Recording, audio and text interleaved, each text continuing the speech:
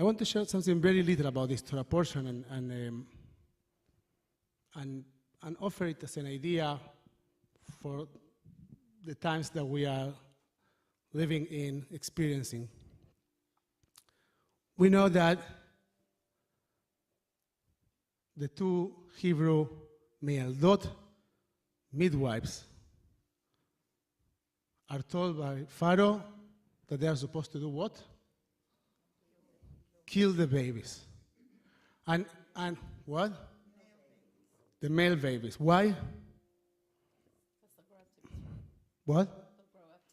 They're going to grow up to be strong, so when you don't know what to do with strength, you get rid of that, right? That's the idea of Pharaoh. If you see something that is threatening, kill it. Well, not such a good idea. There might be other ideas, and Pharaoh is the image of a terrible leader, and I always like to remind around the time of Passover, when we are starting to read the book of Exodus, Pharaoh is the king of where? Egypt. And how do we say Egypt in Hebrew? Mitzrayim, which means? So Pharaoh is the king of narrowness, right? And it's an interesting figure to think about. And it's always interesting to think about Pharaoh as the ultimate otherness.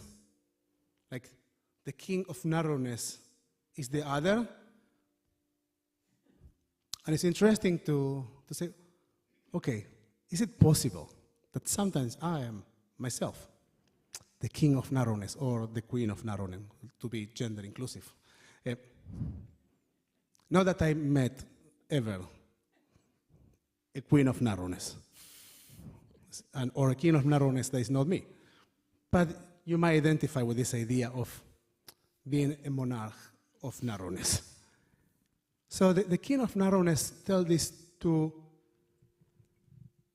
Hebrew midwives to get rid of the babies. I want to point out three things in this story. The first one is, who are they? Who are they? Do we know anything about them? Yeah. So what are their names? Shifra and Pua. What? And they have names. And okay, and who, like, now, the numbers don't work. Like, how is it possible that we were such a big population and we have only two midwives, only two me'aldot? Like, how that works? So, you know, the common explanation is that they were they were in charge of the unit of me'aldot, of midwives. There was such a unit, and they were in charge of that. Okay, so that's a possibility. And who put them there? Who gave them that role? That role of ultimate importance. Pharaoh's daughter. I love the idea, but have zero foundation, right? Or it has some foundation. Pharaoh's daughter appears a bit later in the story. But I love the idea. I love the idea because it actually comes from the royal family. We have an example of, and this is the first, I think, interesting teaching. We have an example in the story of Ephron. Who is Ephron?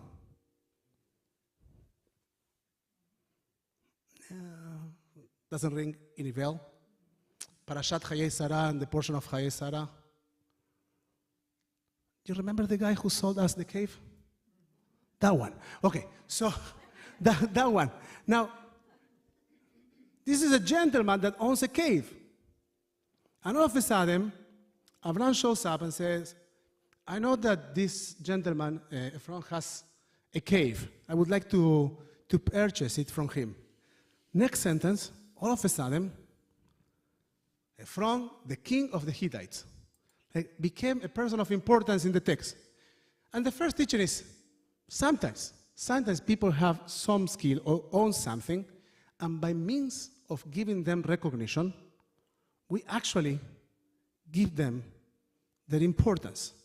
They are not necessarily so important, and they become very important because of the recognition that we give to them. Interesting thing, and I will make a link, and I'm not going to go back to this link, but I just want to put it in your mind, is that there's a huge discussion in Israel right now about the names of the prisoners that are being released. As a reminder, Yahya Sinwar was released in the Gilad Shalit deal. And there was a big deal around the fact that he was being released. The media made lots of noise. Then Hamas made lots of noise. And then he became the leader of Hamas. So there's a huge public discussion about how much noise the Israeli media is going to make around the names of those prisoners that are being released. How much publicity and recognition we are going to give to them. This is also important and interesting about in our lives, like how much recognition or how much attention we provide for things that might not be so important, but by means of directing our attention to them, then they become the king, the queens of our attention. Now, so what do we know first and foremost about these two midwives that were the heads of the unit? They were given names, but the one who gave them their power is Pharaoh.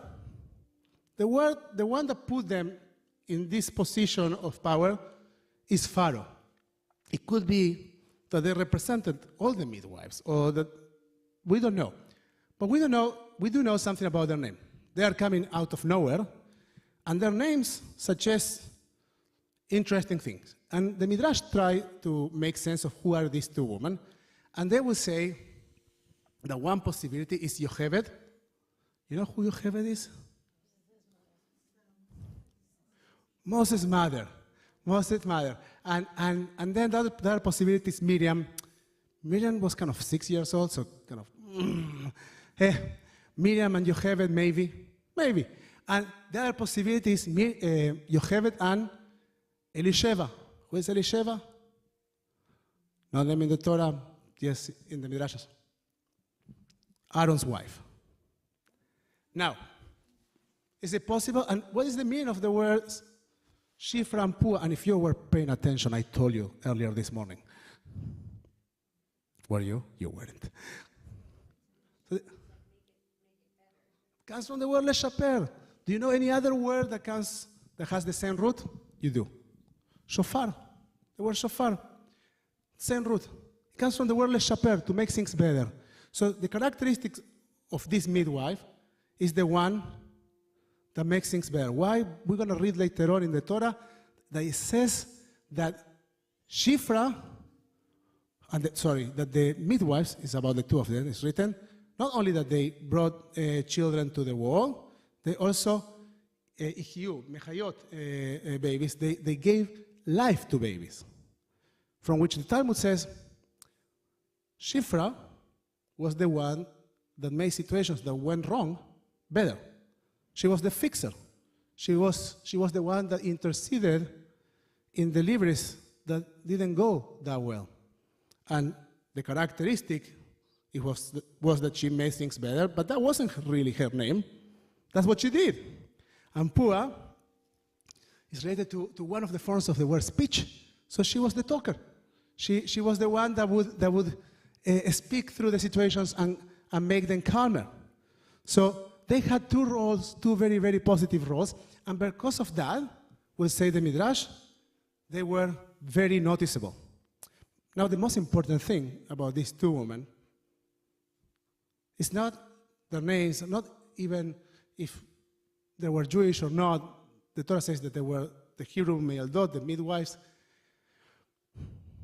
Some Midrashim will say they were Egyptians, or some Midrashim will say they were Elisheva and Yocheved, or Miriam and Yocheved. These were their characteristics. There's something that is even more important about them. What do we learn about their decision making? Do they follow Pharaoh's instructions? No. And what does the Torah say about that? What's the word that appears there? They fear God. Are you reading? Good. Good, good. You want to read the pasuk? Yeah, read.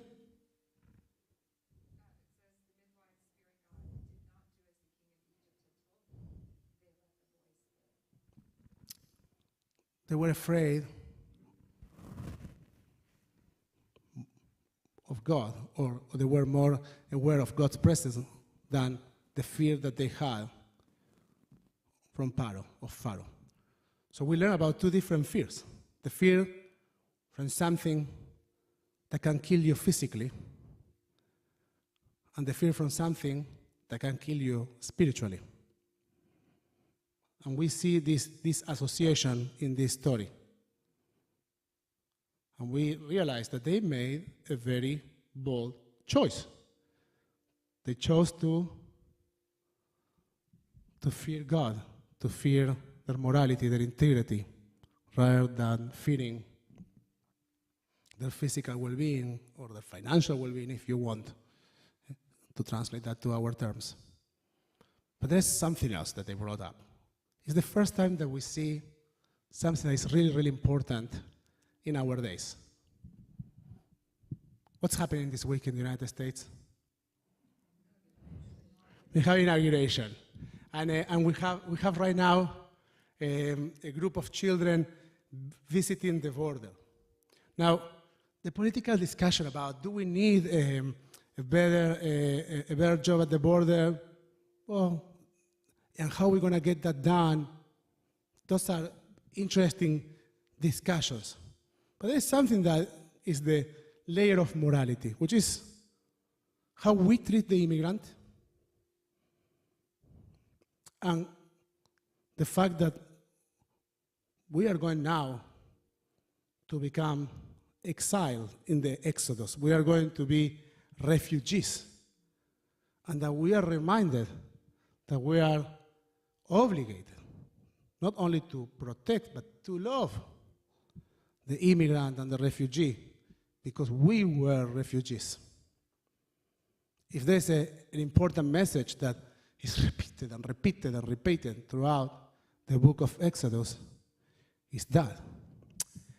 And what is the seed that the Egyptians, the Hebrew midwives are planting? Who is Pharaoh?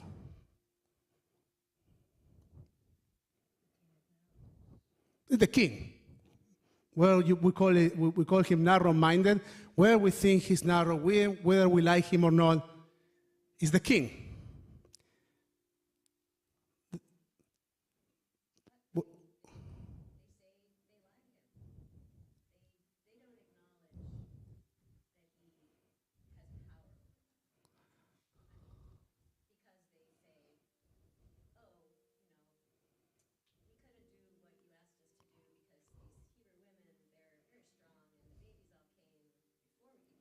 Uh-huh.